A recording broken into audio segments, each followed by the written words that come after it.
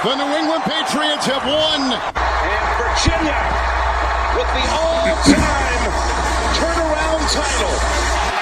We the North are now we the champions. The Raptors, the 2019 NBA champs. 3-2. Here it is! The Washington Nationals are world champions for the first time in franchise history. Now, here are your hosts for Sports 56 Middays, Greg Gaston and Eli Savoie.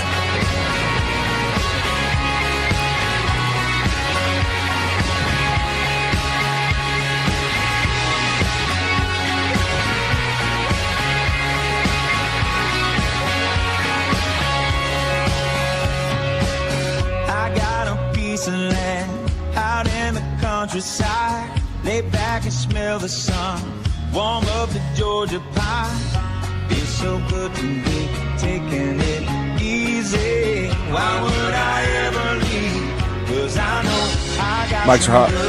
Happy Friday, everyone, and welcome to Sports 56 Middays as we get you set for the sports weekend. And what a busy show we have planned for you, and what a busy weekend it will be, especially for all you Memphis fans, Memphis sports fans. Tomorrow, just at FedEx Forum with the Tigers and Ole Miss, followed by the Grizzlies and the Lakers, and, of course, Tigers football with a huge one in Tampa against South Florida. Greg Gaston, Eli Savoie, on location today at Town Village Audubon Park. It's at Cherry and Park. We'll tell you more about that in just a moment. Gabe Kuhn holding down the fort back in the Family Leisure Studios, where family and fun come together. Family Leisure, 2120 Whitten Road, just north of I-40. Big thanks to our title and presenting sponsor each and every day. We really can't thank them enough, and that's the great folks at the FedEx Corporation. Visit FedEx.com/e-commerce to see how FedEx can help you start, grow, and efficiently manage your business. Also, the first hour of the program is brought to you by James Gaddis Jewelers, your bridal engagement anniversary jeweler headquarters, 4900 Poplar Avenue between Mendenhall and St. Elmo. You can call them at 901-767-9648 or check them out on the web at gaddisjewelers.com. Coming up on a very busy edition of Middays, in fact, the Friday, November 22nd, 2019 edition, to be exact. We will talk with the athletics director at the University of Memphis, Laird Veach, in just a few moments. A lot to get into with Laird. Not sure how much he could tell us about the NCAA situation with James Wiseman, but we will ask him. Also, the rumor mill about Mike Norvell. It's all coming up here in a few moments. At 10:25, the head coach of the Ole Miss Rebels hoop team, Kermit Davis, as they get ready to head to Memphis to play the Tigers. He'll join us to talk. At 11 o'clock, John Varlas will join us from here at Town Village Audubon Park to discuss the high school football playoffs as we are getting closer to the states. Matt Dillon at 12 o'clock will also be here for the Tiger basketball report at 12:25. Brandon Lang, who we had to move from yesterday, will join us from BrandonLang.com. And the Sharp Edge podcast, the Believe in the Sharp Edge podcast, to talk about some of the big college football and NFL games this week. And, of course, the NFL week got underway last night. My Colts went down in Houston to the Texans 20-17. We also have 10 in a row, the game show that has swept the nation, and we'll wrap it up with one final thing. But, again, we are here at Town Village Audubon Park. Senior living in today's world, this place is tremendous, and the folks that live here just absolutely adore it. Monthly rental with no buy-in, all-inclusive resort-style dining with multiple venues, bi-weekly housekeeping, scheduled local transportation. They got mobile emergency call systems. Listen, you got to be 55 and older, so there may be a parent, a grandparent of yours, maybe yourself, you're thinking about your future. You really need to check out Town Village Audubon Park. They have amazing services and amenities. 950 Cherry Road. The website, www.townvillageaudubonpark.com. The phone number is 901-537-0002. We always enjoy being out here, Eli. Absolutely. Always fun to get out here and see the folks at Town Village Audubon Park. And as always, we bring goodies for folks to come by and give themselves an opportunity to win.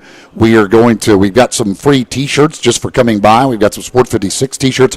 We're also going to have some other T-shirts that'll be arriving in a little bit. That'll be the Grit Grind Hottie Toddy T-shirts that we're going to have some of those to give away for folks as well.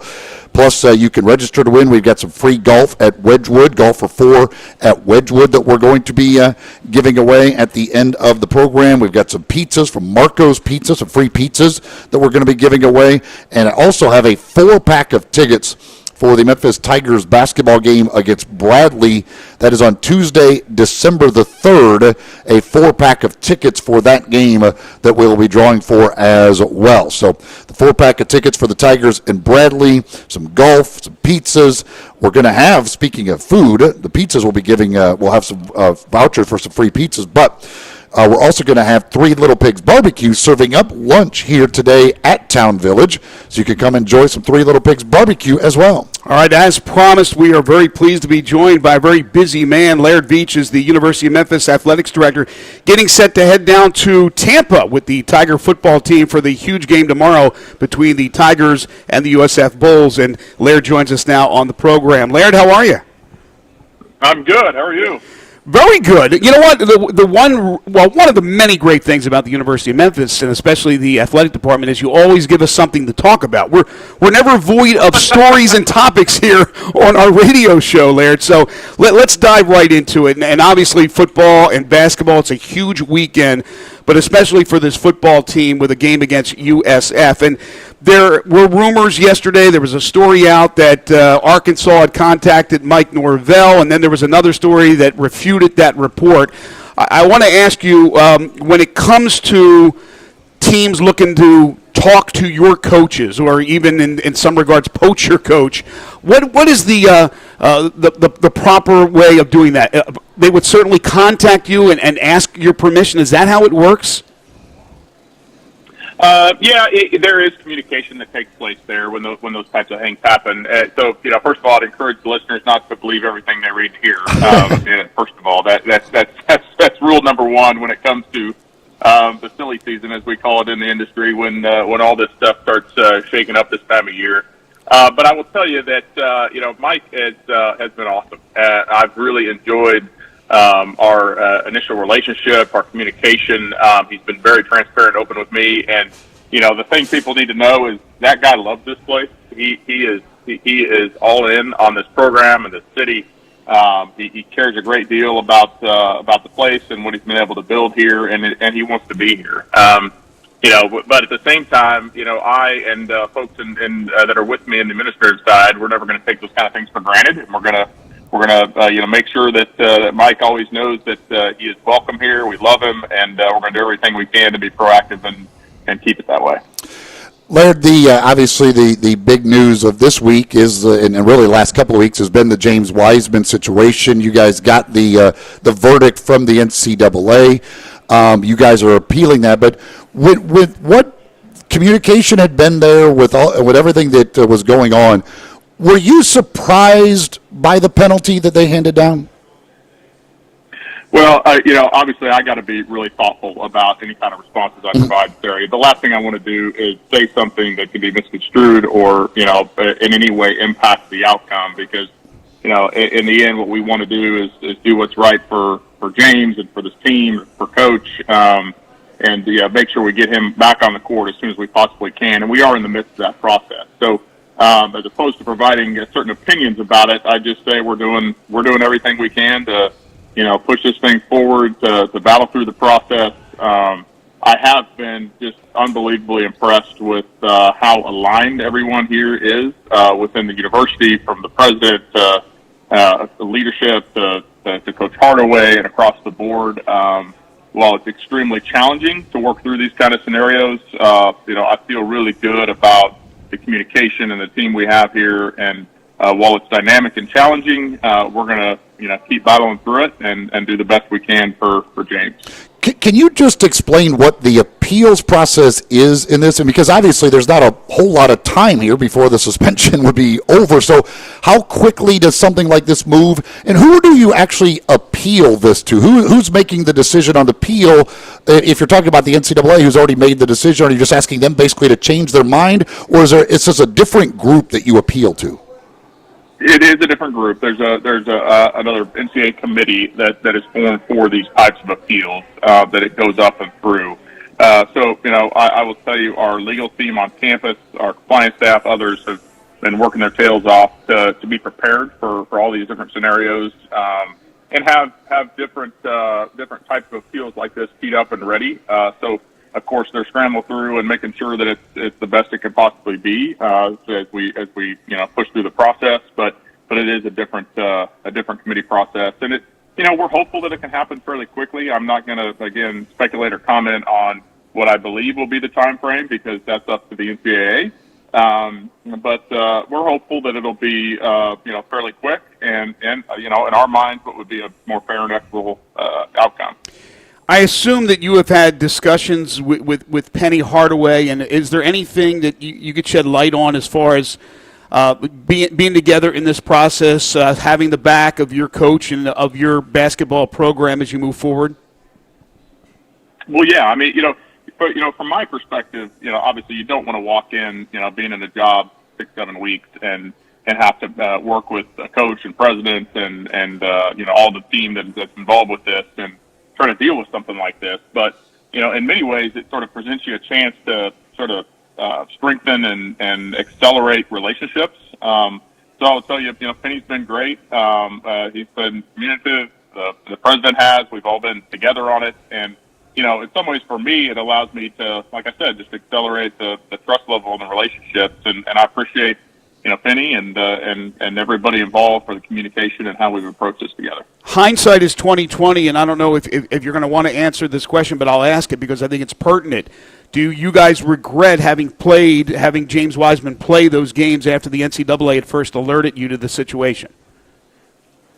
Yeah, again, I'm not going to make any statements about what has happened or where it will happen. I'm going to focus on where we're at in the process and keep us moving forward. There'll be a time for us to sort of step back and debrief and look at all the decisions that were made each step along the way. But I will tell you that we've been together on it and we're committed to doing what we think is right and best for James and Penny and the program. Each step. It is dynamic. It's challenging to work through something like this, but I'm confident that we're doing the very best we can. Laird, has there been any experience from any of your past stops where a situation very similar to this came up and that you can use that as experience moving forward with this situation? Well, when you're in this industry for as long as I have been, some of us call it dog years. You feel like you've been in it even longer than you have.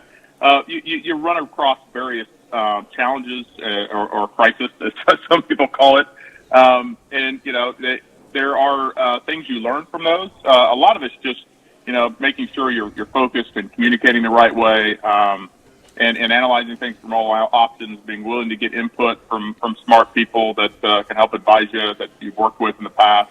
But I would also say this is an incredibly unique situation, and that's part of what we've really struggled with through this process, and how we've tried to push through it because it is so unique. It's Penny is a special guy that brings a lot of special things to the table, and that all that needs to be considered in the process.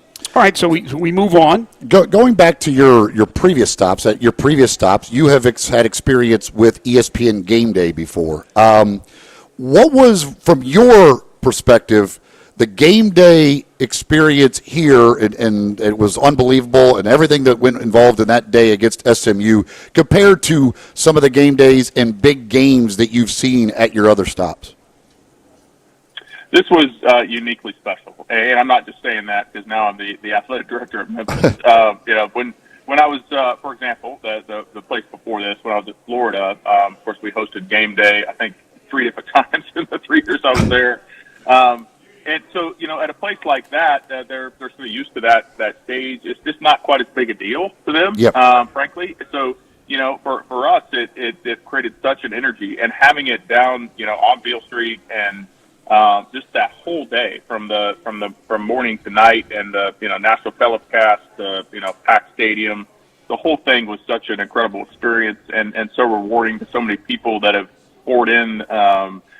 Their heart, soul, time, dollars over the years to help get the program to that point. And it was really neat for me just stepping into this to hear from those folks and hear how many comments there were about how rewarding this was, how fulfilling it was, and how much it meant to them. It's a great example, frankly, of the power of college sports and what we can bring to a university and a community. So It was awesome, and it was uniquely special. Memphis AD Laird Veach joining us here on Middays. I'm sure if you could split your body and have half of it here tomorrow and half in Tampa, you would do that because we got two huge games. Tomorrow, Ole Miss comes to town for the Tigers, and I assume that we will have a great crowd. But also, let's go back to where we started, the importance of this road trip, a business trip down to Tampa, because it sets up certainly next Friday. And I know you guys over at the University of Memphis are hoping that we can have a crowd that would be similar to the SMU game, and so much on the line, Laird, next Friday when Cincinnati